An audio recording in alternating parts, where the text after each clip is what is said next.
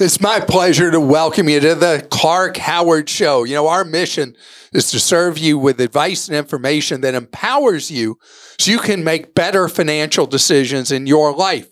One decision I hope you'll consider making is to help out a child in foster care this Christmas season to fulfill their Christmas wish list. This is the 33rd year of Clark's Christmas Kids fulfilling these wish lists.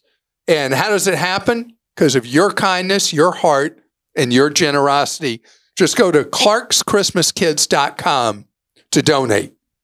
You know, today feels like an early Christmas or Hanukkah gift to me, although we're after Hanukkah. Anyway, it feels like an early Christmas gift feel to like me. It, yeah.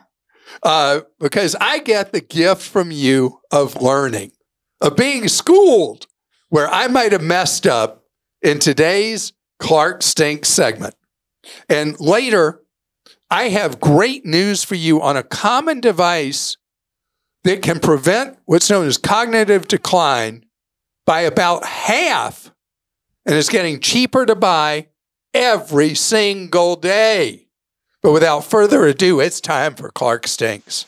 I could say Clark smells like a litter box in summer after 3 kittens have eaten raw fish, but I won't. After hearing Clark's glowing reviews of USAA, I transferred to them. Nearly 20 years of poor service, reduced services, and poor customer service have followed. I've been treated better by Wells Fargo. I have recently started moving my stuff to Navy Federal, and I hope Clark isn't leading me down another dark, dank alley. Perry. Well, welcome to Navy Federal. We are a Navy Federal family. Funny thing is, my oldest brother served in the Navy for years, and my other brother served in, he was in the Air Force Reserves, and he was in the Army Reserves, whatever. But neither of them are Navy Federal members. On the issue of USAA, USAA has come up a lot recently. We've had a lot of steadily increasing number of complaints about USAA from a customer service standpoint. And as I promised, we contacted USAA, had a hard time getting any response from them. And then we got the lamest kind of statement from them, like you'd expect from Wells Fargo. We got that kind of lame statement from them. And it was disappointing to say the least. And Perry, I hope that you enjoy Navy Federal, and I'm sorry that USAA let you down year after year after year. I'm not sure you understood the comment from the Connecticut teacher who wanted your opinion on Social Security and teachers in our state. Obviously, she did not pay into Social Security, therefore she isn't eligible for benefits. However, most teachers, including my husband, paid into Social Security through second jobs over the years. Starting in high school, my husband paid into Social Security and has continued through summer jobs and university adjunct teaching to earn loads of Social Security quarters. As a retiree in Connecticut, he receives only 40% of his Social Security benefit. Fortunately, he has a very good pension, as do I, but I do believe that this is unfair, and I will not receive any of his earned Social Security if he predeceases me. Pat. Pat, thank you. And, you know, when I talked about it before, it was about, you know, when the question I had was not, the response I gave was not Connecticut specific, but what is specifically true wherever you are in the country is there are discriminatory formulas in Social Security that if you work at a job for a long period of time that is not a participant in Social Security, the statutes are drawn to punish you, and there are going to be circumstances, just as you described, where the punishment does not fit the quote-unquote crime or not contributing to Social Security, because obviously in your family, there's been years and years and jobs contributing to Social Security, but the statute that Congress in its wisdom drew up punishes you so severely in professions where money is not contributed to Social Security, even with, as you pointed out, money that was contributed. And what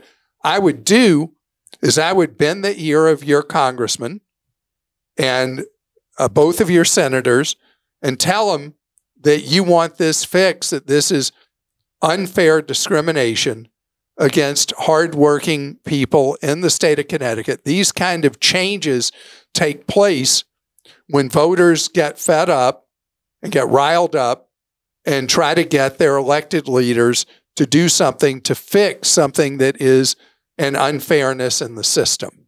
Clark is smelling a little basic when it comes to I-bonds. Today, Clark kept referring to the fixed interest rate as the base interest rate on I-bonds. What Clark neglected to explain was that the fixed rate is not a base rate because the word base assumes that you will always receive that amount.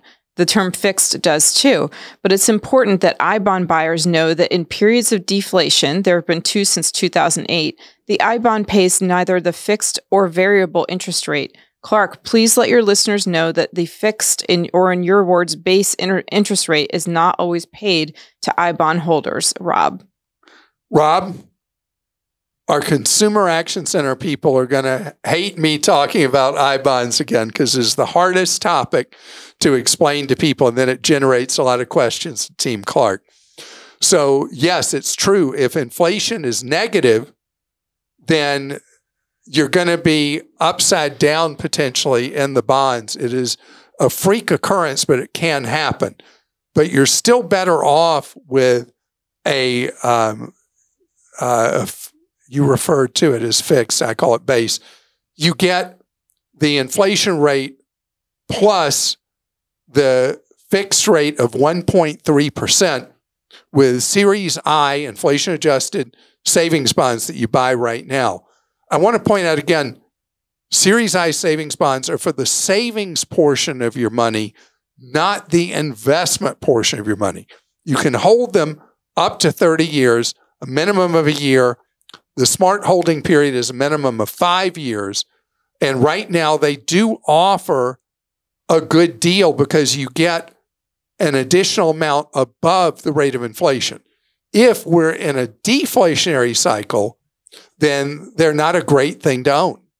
Clark, fully autonomous driving cars are not happening. The only way truly autonomous in every situation, all weather, every last parking lot, road, and highway can ever happen is if the entire environment is communicating. This is not happening. There will be better advanced cruise control, always requiring the driver to be ready to take control, but the true autonomous car will never happen, Mike. Mike, the true autonomous car or transportation vehicle will happen. Mark my words. I may not be alive to see it, but it will happen. It's just going to take so much longer than Elon Musk claimed years ago, where it was just going to happen in a couple of months. I mean, it's a very hard thing to do. And you can see technology changes happen very slowly and then all at once. And so the improvements I've seen just in how these systems drive on a freeway is mind-blowing. I mean, it's incredible how good these advanced driver systems are doing freeway driving. It's a whole different scale to do completely autonomous driving without a steering wheel, brakes, an accelerator, anything like that, where you're just sitting in a lounge kind of in a vehicle of whatever type it'll be on surface streets. And we are a long way from full autonomous, but I promise it's going to happen. The technology will bring us there. Clark, love you, buddy, but you smell like the open can of sardines my wife left on the counter last night. You're always reminding us how we need to keep an eye out for our aging parents, whether it's financial, scams, or safety. Today, a 75-year-old man wrote in saying that his kids want him to get a new car with safety features and that money was no issue for him. I fell on the floor when you cut the legs off these adult children trying to help their father, for which we don't know the details about his driving capabilities, by focusing 100% on the financials of the transaction. These kids probably all got on a family conference call together like you suggest, decided that the next best move was a safer car, never thinking that Clark will shut them down in one fell swoop. My own mother is 80 and still driving, but our family has started talking about how or when this stops. As suggested by my sister, we as a family decided that she will start taking an annual driving course designed to help and test seniors. My mom has agreed. If she writes in to ask your opinion, please don't change her mind. And again, love you guys. Thanks for everything you do for us. After 10 years of listening, I've finally got my sister hooked as well, David. David, thank you. And, you bring up such a good point that I did undermine the very safety issues that the kids were trying to put in place. Probably not being comfortable how dad was driving. And so maybe that's a precursor to a conversation where maybe they want dad to take Ubers or Lyfts instead if that's viable where he lives. So yeah, you're right. I totally went to the financial side of it and did not address the human side. As someone who has been preaching fiscal responsibility for years on your show, I was taken aback by your reply to the mother who wanted to start charging her son, an engineer with a well-paying job, $500 a month in rent. She said she would put it aside for him and then gift it to him when it was time to buy a house. That doesn't seem like it's teaching him to be responsible for his own finances. Why shouldn't the parents keep the money to cover the cost of having another adult in the house? I think it's time for some tough love in that family, Tracy. Gosh, you may be right too, Tracy. But the thing is, we have a situation where we've got, is it a third of adult children are now living under their parents' roof? I think is the number. And in a lot of cases, it starts gradually. The kid moves back in what looks like it's going to be very temporarily. And then it becomes really comfortable and it's a free ride in most cases. I think what was going on in that case, and maybe I was reading into it, wasn't there, was the whole idea of trying to get the kid to move along. And by charging the rent and then saving it to help the kid with the down payment, I think was all about, in that family's culture and dynamic, to try to get the kid to move along. So I hear what you're saying. I feel like in their case, it was as far as things were going to go, at least for now. One of the reasons that Clark said he prefers being his own restaurant delivery driver is because he can get the food back to his family much quicker. Now, I don't know his driving habits, but I'm willing to bet he drives at or below the speed limit. Maybe I'm too much of a risk taker, but as a food delivery driver, I think I could get the food back to the Clark Howard residence quicker than Clark could. I would also use an insulated bag so that it would not lose as much of its freshness and hotness. It's rare that the food is just sitting there at the restaurant waiting for a driver to pick it up. I often have to wait at the restaurant for 5 to 10 minutes while they get it ready. However, I do agree that the delivery apps are the only winners. We delivery drivers get paid $2 to $4 per delivery and rely on the customer's tips to subsidize the rest of our wages, which isn't fair to the customer. Jeremy, my goodness. You're doing all that work, customers paying 30% extra, and you're only getting $2 to $4 a delivery? Wow. I think you said it right. The apps are the only ones making the money. As for me, I do what you described. I'll order from a restaurant, and I get in my car, and I'm immediately, or if I'm walking there already. They tell me it's going to be ready in 15 to 20 minutes, whatever they say. I'm already on my way, and I'm waiting like you're describing, and I get the food when it's piping hot. Then I get back home by running every stop sign, every red light, and exceeding the speed limit. No, I obey traffic laws, often though I'm walking, and the food is hot when I get home. Clark, recently you gave some advice to Mike from Ohio about his new TV, which was inoperable on arrival. Isn't it almost certain that he would have paid with a credit card? If so, can he dispute the charge with the credit card company? Go Team Clark, Russell in Missouri. Russell, it's funny because I did think about saying that when I was answering that question. And chargeback becomes more difficult when you actually have the goods. But because you have clear chargeback rights, failure to deliver goods or services. But it gets difficult when there's a dispute about how the TV is performing in this case. The real pressure point in that is the retailer. The retailer is the one who's got to make it right for the customer. And in this case, they were hung out to dry by the retailer and left to the mercy of a manufacturer with a TV that was dead on arrival. Nobody in the manufacturer or at the retailer handled this right. The chargeback, as long as it takes place within 60 days, would be a tool, but it's a last resort. Clark recently recommended purchasing a used electric or hybrid vehicle if an individual doesn't drive much. However, my experience as an owner of a shop that specializes in such vehicles has been that if the battery is not regularly exercised, cycled between 20 and 80%, they fail prematurely. In fact, the majority of batteries we replace are on 7 to 10-year-old vehicles with fewer than 60,000 miles. Based on that, my recommendation to clients is that they must drive over 7,000 miles per year.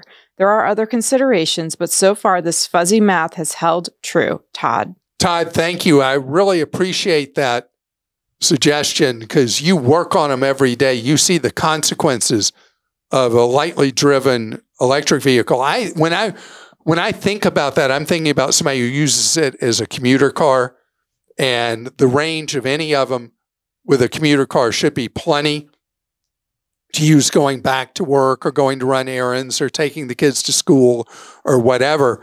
And used electric vehicles, a generation back where the ranges weren't as great, are selling really cheaply in the marketplace. Battery health is important. And something I've neglected to mention is to have the batteries checked out, which is something obviously in large cities now. There are shops that specialize in electric vehicles.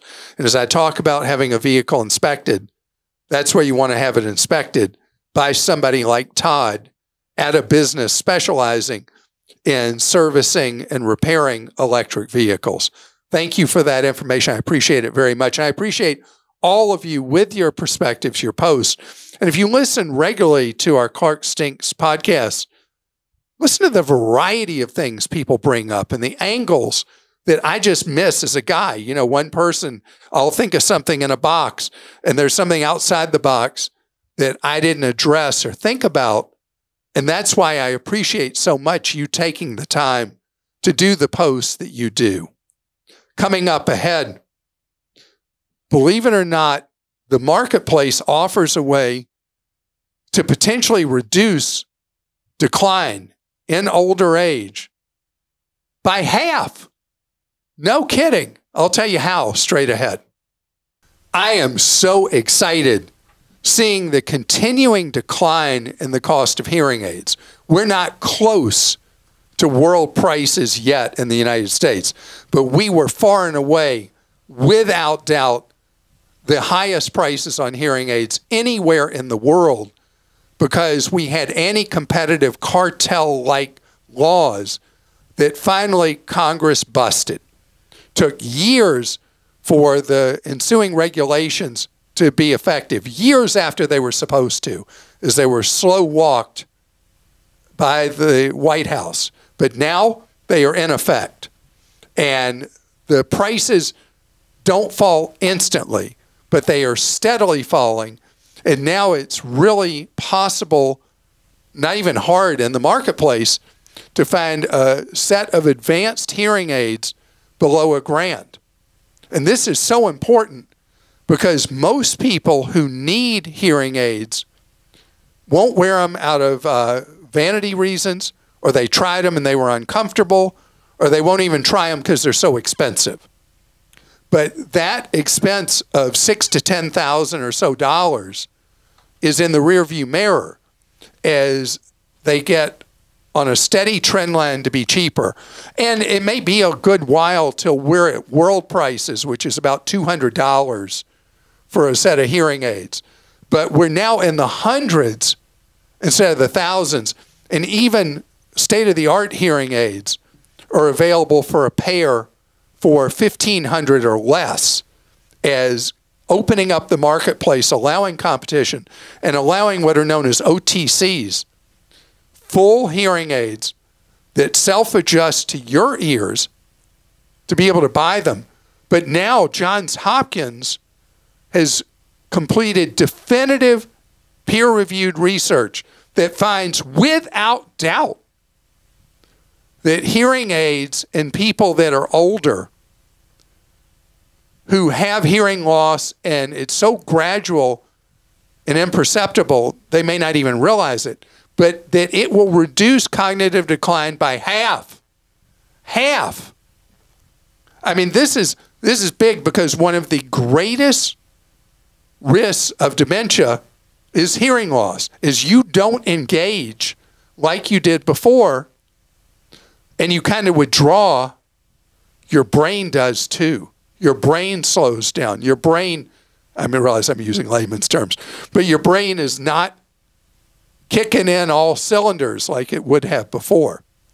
Or, as we were talking about electric vehicles a few minutes ago, not getting you the full range you were getting before. So just know that if you didn't think that this was something you could afford, or you tried them before and they were uncomfortable, there are so many different makes and models now that are ultra affordable that you can do for hundreds and not even thousands. Under $2,000 is really, unless you have a very unusual specific situation, you should be fine. You can't even see them. I mean, they're almost invisible. It's amazing. And they do allow people, you think about first you notice it in a loud situation, in a crowded restaurant, or at a party that's loud, or something like that. And that's where you may notice at first that you're having hearing loss. And so when that happens, that's an early warning sign. And go have your ears tested. And there are lots of free online tests. And you can see, oh, yeah, I have lost function. And my wife insists that I can't hear worth a darn anymore. So I went to the audiologist, had the full test, and to her great shock, my hearing was fine. Wow, you just might have selective hearing. I'm a man. I'm a husband. And we sometimes have this problem with concentration and tune out. Yeah. Yeah. So, I mean, the hearing aids too now, the Bluetooth, that made a big difference for my dad. Like he can hook up to your phone. You might be blaring the TV and not realize it. You can even hook them up to like a smart TV. It's just... Yeah, the cell phone thing is so easy to hook them up to a cell phone. And then the calls you had trouble hearing before, you hear clear as day.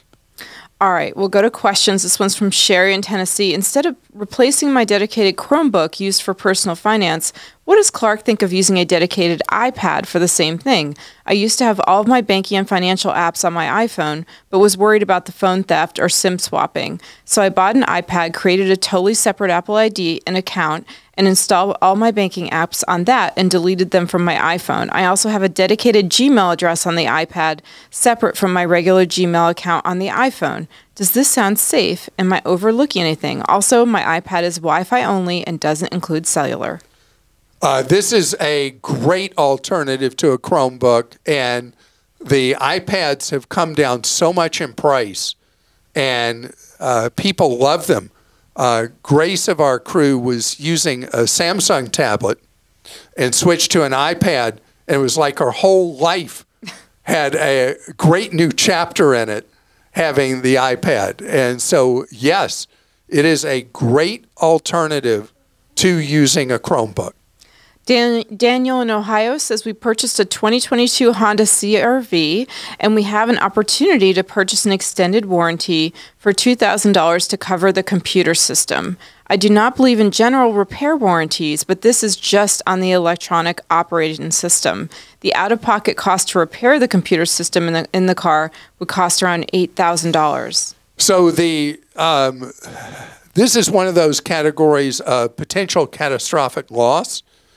And I am not aware of any chronic problem with the computer systems in Hondas having a gross, complete failure that requires a hugely expensive replacement. And so the $2,000 means that you would have to have a big chance of failure to make that worth it, a 25% chance of failure or higher to make that really worth it. And if it's from Honda and not a third party? It would need to be from Honda Motor itself if you're going to buy it at all. But I would say that you cannot insure against every little thing in life. And yes, it would be a tragic event for your wallet if it went out and I told you not to buy it. Now you're net out $6,000 when I said don't spend $2,000 against a potential $8,000 repair. But to my knowledge, it is such a rare occurrence that that would not be money well spent. It's probably under warranty for more than... I don't know what the warranty period would be. I mean, that's something you would have to find out on the 22. How long do they protect you under the warranty? Probably only 36 months or 36,000 miles or something like that. Autumn in Oklahoma says, recently I visited a doctor's office and the intake employee used a personal phone to scan my driver's license, insurance ID, and to take my photo.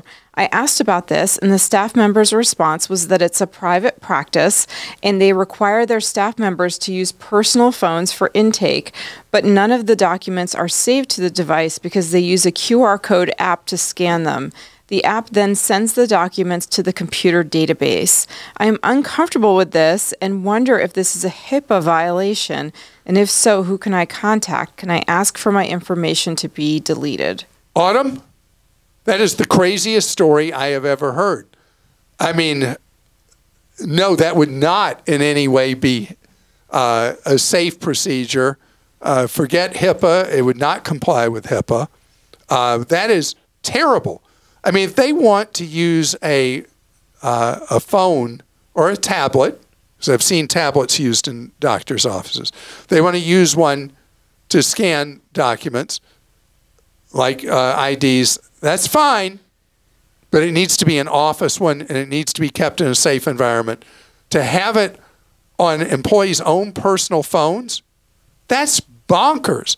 Because we were talking about iPads just a second ago. I mean, using an iPad for this, that would cost the practice $299, $329, wherever they are on sale, and that would be an office device. I mean, my goodness, just about every medical office you go to now has those little scanning devices. They are not expensive to be able to scan these things and go right into the office's medical record system. But you are right. This is a doctor is not thinking at all, and it is not a safe thing to do. And it's a lot to ask of your employees to use their personal device. Not sure if it's a HIPAA violation per se, if they're just using an app, but I would ask for my information to be deleted. Well, I would think it is a HIPAA because it's not within the practice. It's somebody's private cell phone. Even though they're an employee, they're using their personal cell phone to take a scan of those documents. They're saying that they use an app. They have a QR code that brings up the app, which then scans the stuff, I guess, through the phone, is what they're claiming. Yeah, that's ridiculous. I know. I'm not saying it's not. I'm just saying I don't know that it's definitely technically. Next time you're in seeing the doctor, mention to him or her that that you're worried about privacy and the practice may be getting in trouble for privacy violations. And say it like that. I just don't want you to get in trouble instead of going full bore, because you don't want the doctor to then say you're no longer a patient if you really like the doctor. You just don't like the practice. But weird and short-sighted. Well, Christa, now it's time for a Clarkie to end our week, our Friday. That's right. What you got? Let's end with this one. Hello, Clark. This is John from Minnesota. I've been listening to you on AM radio in North Carolina since the late 90s.